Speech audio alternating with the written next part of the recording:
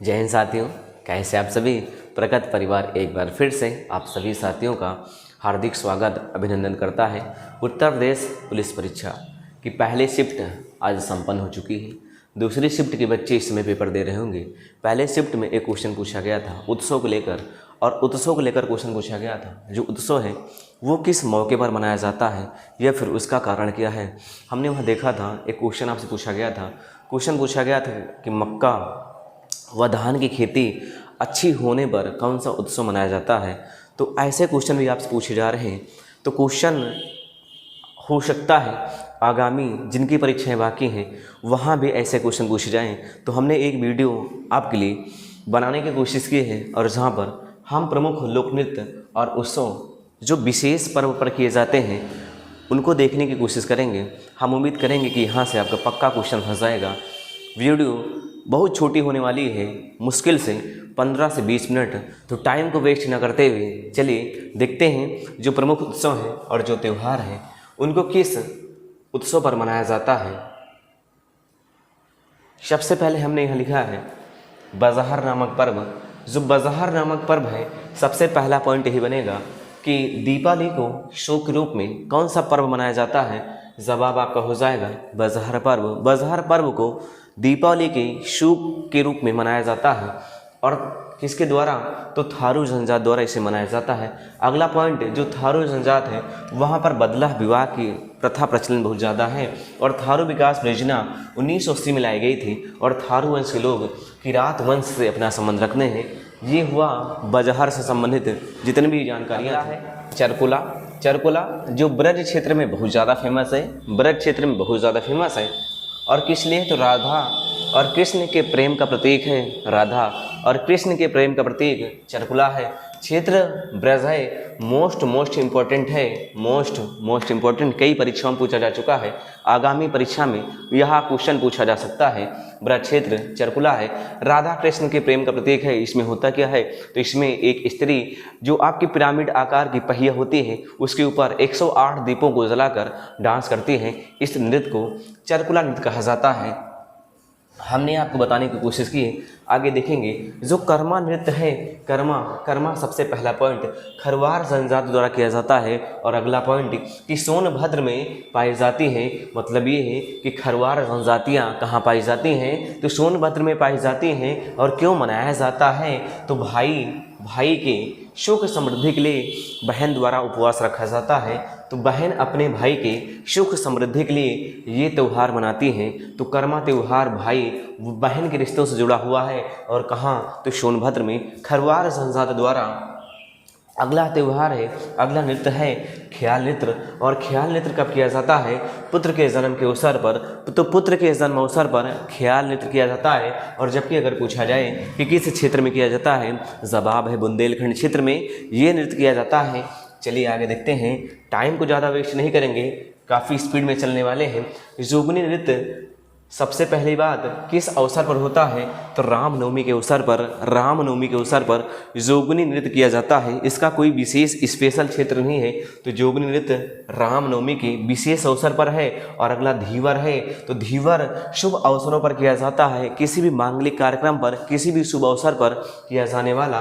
और किसके द्वारा, तो कहार जाति के लोगों द्वारा इसे किया जाता है। कहार जाति के लोगों द्वारा इसे किया जाता है।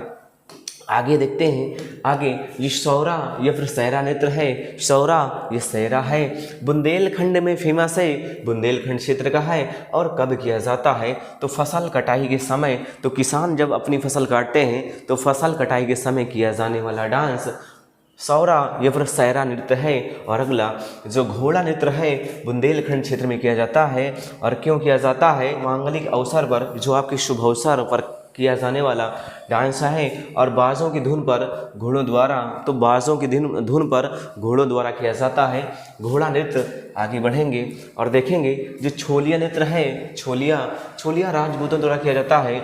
जो राजपूत हैं उनके द्वारा किया जाता है। मोस्ट इम्पोर्टेंट कब किया जाता है, तो विवाह के उत्सव पर किया जाने वाला डांस छोलिया नृत्य है। और जो छपेली है, तो छपेली एक हाथ में रुमाल और दूसरे हाथ में दर्पण। तो एक हाथ में रुमाल और दूसरे हाथ में दर्पण लेकर किया जाता है छपेली नृत्य। और क्यों किया जाता है? तो पत्नियों को रिझाने के लिए कह सकते हैं कि पति पत्नी के बीच रिश्तों को मजबूत बनाने के लिए ये नृत्य किया जाता है, छपेली नृत्य किया जाता है। आगे देखते हैं जो राई नृत्य है, राई इसका क्षेत्र बुंदेलखंड है। और क्यों किया जाता है, किस अवसर पर किया जाता है? तो श्री कृष्ण के जन्म अवसर पर राई नृत्य किया जाता है और मयूर नृत्य भी इसे कहा जाता है। तो ये भी इम्पोर्टेंट है कि किस नृत्य को मयूर नृत्य भी कहा जाता है। राई नृत्य आपका जवाब बन जाएगा। जो मोर पंख है या फिर इसे दीवारी नृत्य कहते हैं, मोर पंख या दीवारी कहा जाता है और बुंदेलखंड व चित्रकूट में किया जाता है। और कब किया जाता है? तो दीपावली के दिन किया जाता है। आपने लठमार होली सुना होगा, तो लठमार होली के जैसे ही यह भी किया जाता है। इसमें लठैत होते हैं और एक दूसरे पर वार करते हैं। इस नृत्य को मोरपंख या दीवारी कहा जाता है, मोरपंख या दीवारी कहा जाता है।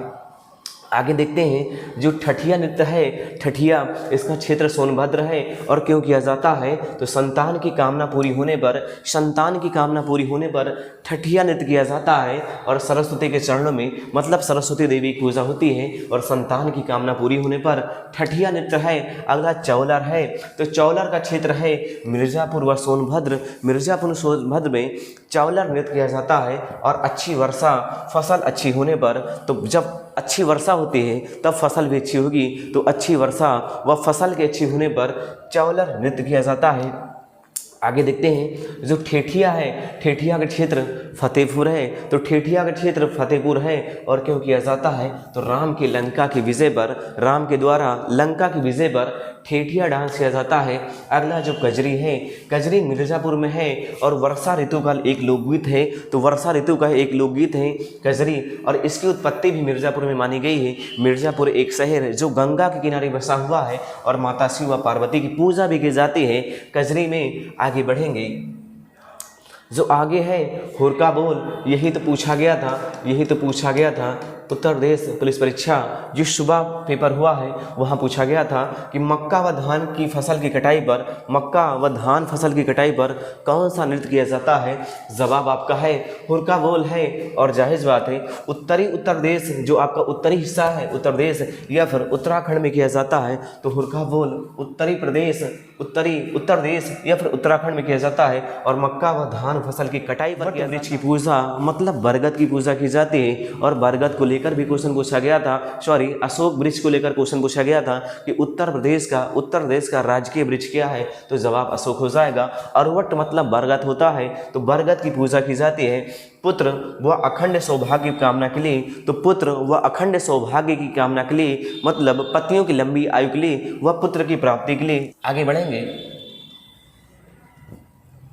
अगला है कुन घुसु पूर्णिमा। तो कुन घुसु पूर्णिमा कहाँ पर है? तो ध्यान देंगे बुंदेलखंड क्षेत्र है। और क्या किया जाता है? तो सास के द्वारा बहू की पूजा की जाती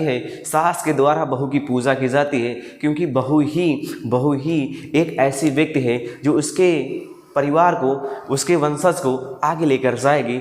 और बहू को घर की लक्ष्मी के समान माना जाता है। और जिस घर में लक्ष्मी का निवास होता है वहाँ धन, सुख, समृद्धि की बढ़ोतरी होती है। तो सास द्वारा बहू की पूजा की जाती है। और जाहिर सी बात है कि नारी के सम्मान में भी किया जाता है। अगला है नवचंदी मेला, मेरठ में लगता है। और यहाँ है क्या? तो सैयद सालार की दरगाह है। तो सैयद सालार गाजी की दरगाह यहाँ पर है। और हिंदू मुस्लिम एकता का प्रतीक भी है नवचंदी मेला। तो ध्यान रखना है, मेरठ में है, सैयद सालार की दरगाह है, हिंदू मुस्लिम एकता का प्रतीक भी माना जाता है। आगे बढ़ेंगे, शाकंभरी मेला। तो शाकंभरी मेला का क्षेत्र है सहारनपुर। और कब किया जाता है? तो नवरात्रि के समय से किया जाता है। अगला देवा शरीफ मेला है। तो देवा शरीफ मेला का क्षेत्र बाराबंकी है। और यहाँ पर दरगाह है, वारिस अली शाह की मज़ार है। तो वारिस अली शाह की दरगाह या फिर मज़ार है। और हिंदू व मुस्लिम एकता के लिए मनाया जाता है। हिंदू व मुस्लिम के बीच सद्भाव की भावना को बनाए रखने के लिए मनाया जाता है। हिंदू और मुस्लिम के बीच सद्भाव की भावना को बनाए रखने के लिए मनाया जाता है। और खिचड़ी मेला है गोरखपुर में मनाया जाता है। खिचड़ी मेला गोरखपुर में और गोरखनाथ मंदिर का जो परिसर है, जो क्षेत्र है, वही मनाया जाता है खिचड़ी मेला।